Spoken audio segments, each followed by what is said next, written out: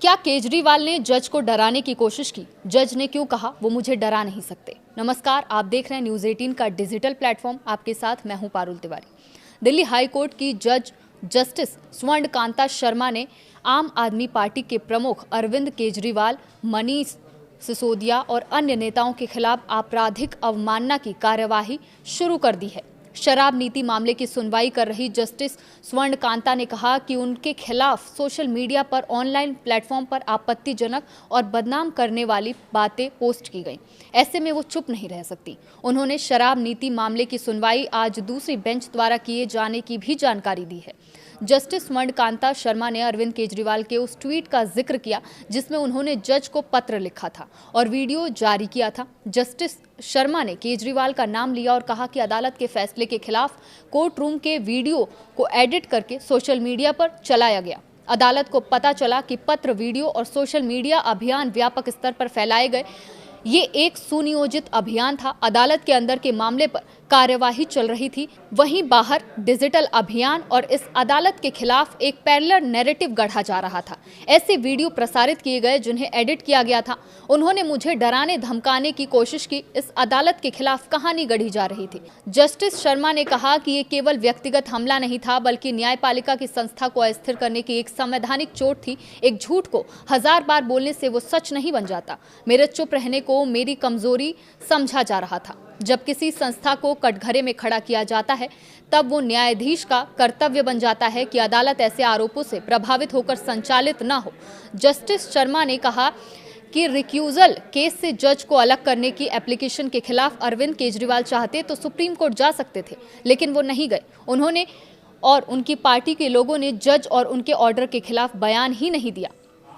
उन्होंने हमारे खिलाफ अभियान चलाया।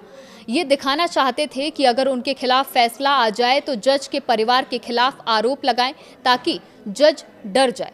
जस्टिस शर्मा ने सवाल उठाया कि इन्हें ये अधिकार किसने दिया? वो कोर्ट में इस तरह की अथॉरिटी पर सवाल उठाएं। राजनीतिक शक्ति से लैस कुछ आरोपियों ने अपने नैरेटिव सेट करने के लिए एक जज के परिवार को इस मामले में घसीटा।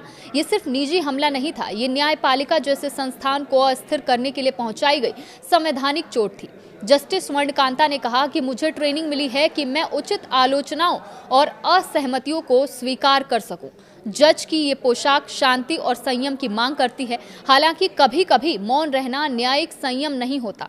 आज वो पल आ गया है कि इन लोगों के आरोप केवल असहमति व्यक्त करने वाले नहीं थे। वो किसी एक सिटिंग जज के खिलाफ नहीं, बल्कि पूरी न्यायपालिका के खिलाफ चलाया गया एक अपमानजनक अभियान था। उन्होंने अरविंद केजरीवाल और मनीष सिसोदिया के अलावा संजय सिंह, दुर्गेश पाठक के खिलाफ भी अवमानना कार्यवाही का आदेश दिया है। जज ने संजय सिंह और देवेश विश्वकर्मा आदि नेताओं को सोशल मीडिया पोस्ट का भी जिक्र किया है और कहा कि वो वाराणसी की एक यूनिवर्सिटी में मेरे भाषण का वीडियो एडिट करके पोस्ट किया गया और आरोप लगाया गया कि मैं न्याय नहीं कर सकती। उन्होंने कहा कि उस कार्यक्रम में मैं बाबा भोलेनाथ का जिक्र कर रही थी, लेकिन उसे ऐसे दिखाया गया जैसे मैं किसी राजनीतिक व्यक्ति के बारे में बोल रही हूँ। उस भाषण में जहाँ जहाँ मैंने बनारस बाबा भोलेनाथ के आशीर्वाद का जिक्र किया, उस हिस्से को एडिट करके हटा दिया गया। ऐसा इसलिए किया गया ताकि अपना नैरेटिव सेट कर सके। अवमानना की कार्यवाही को लेकर जस्टिस स्वर्णकांता शर्मा ने कहा कि मैंने काफ़ी सोच समझकर ये फैसला लिया है। उन्होंने ये भी कहा कि इस बात को इस तरह से ना फैलाया जाए कि ये अवमानना केस इसलिए आया है क्योंकि उन्होंने मेरे फैसले का विरोध किया। जस्टिस शर्मा ने कहा कि शराब नीति से जुड़े केस को अब दूसरी बेंच सुनेगी, लेकिन इसे ऐसा नहीं समझा जाना चाहिए कि रिक्यूजल की डिमांड की गई थी, इसलिए मैं ये केस छोड़ रही हूँ। चूंकि मैंने अवमानना कार्यवाही शुरू की है, इसीलिए उचित यही होगा कि शराब नीति वाले मामले को दूसरी बेंच सुने।